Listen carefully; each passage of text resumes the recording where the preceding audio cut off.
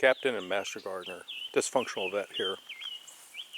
This dark spot you see in the garden is where I took a pile of wood compost. As you can see, some of these pieces are fairly large. A lot of them were branches and stuff like that. And the really big stuff I went ahead and threw out.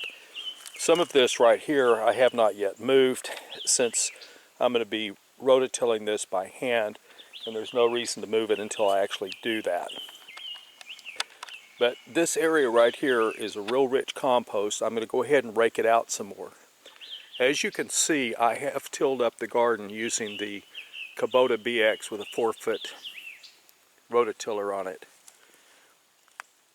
And I will be tilling this one more time before I plant. Right now it is, well, I'm hoping to till it one more time before I plant.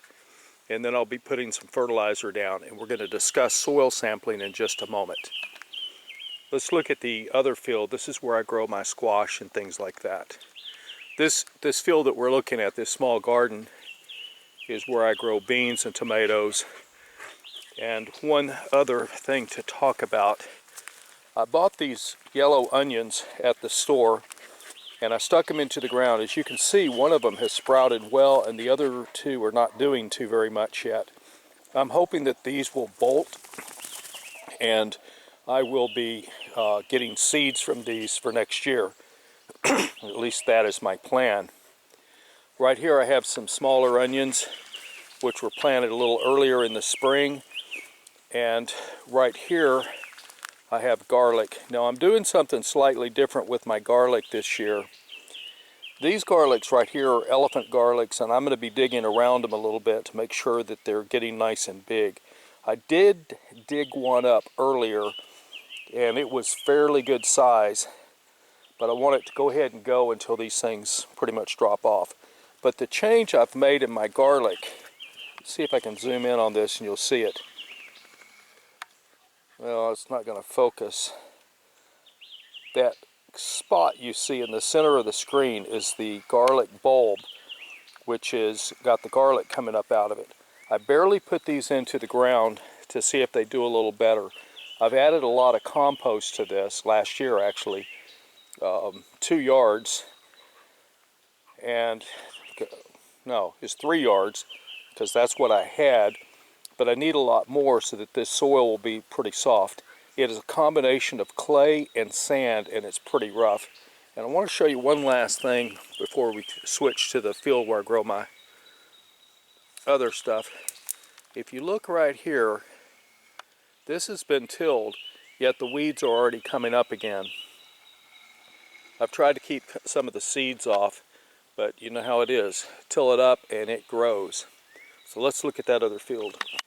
I've been trying my hand at growing potatoes in towers, and so far I've not had any success, and I'm not sure what I'm doing wrong yet.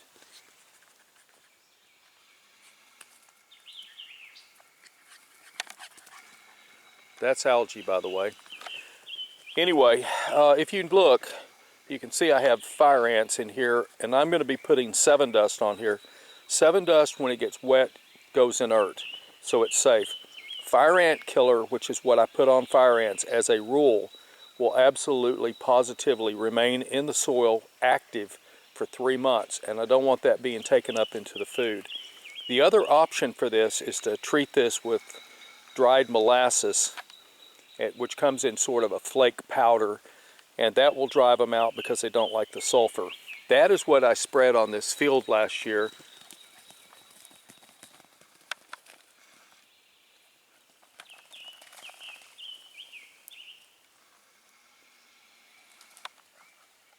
Oh, gross.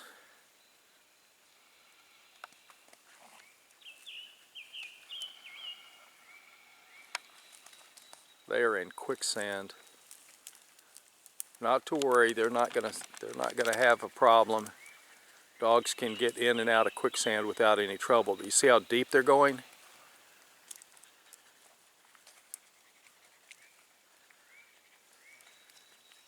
The tannish dog is the mama, and Algye is the baby. Algye is the one that I said on my dysfunctional vet channel is brain dead and why I hung on to her. She's not showing any signs of intelligence. But back to this.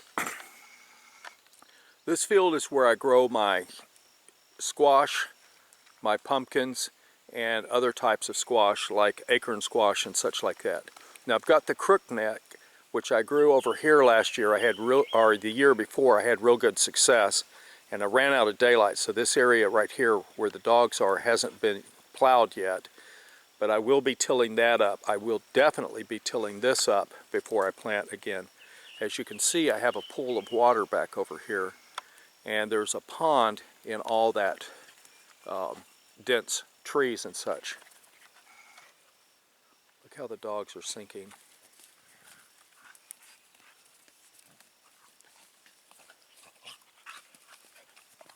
Can you see the soil moving around them? That's what quicksand does.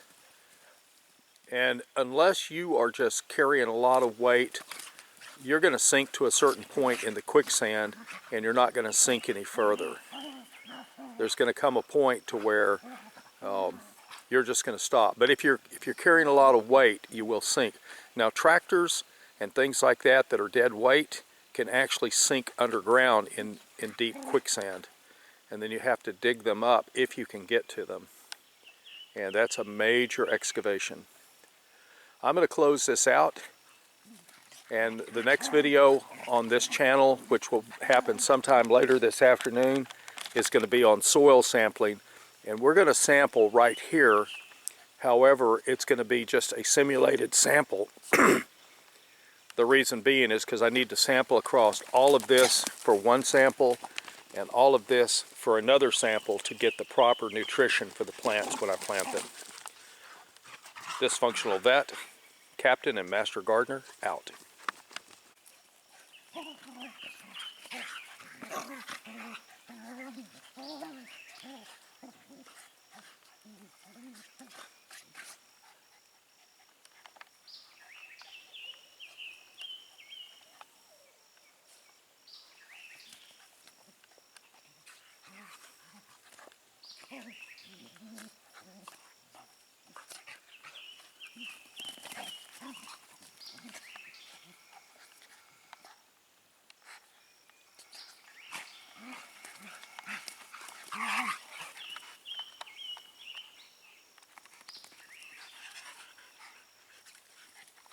You're ready to go home?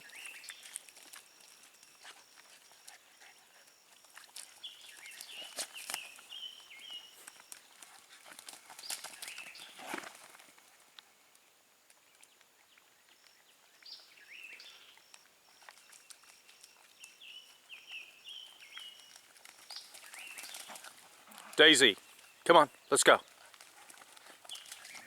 Or not.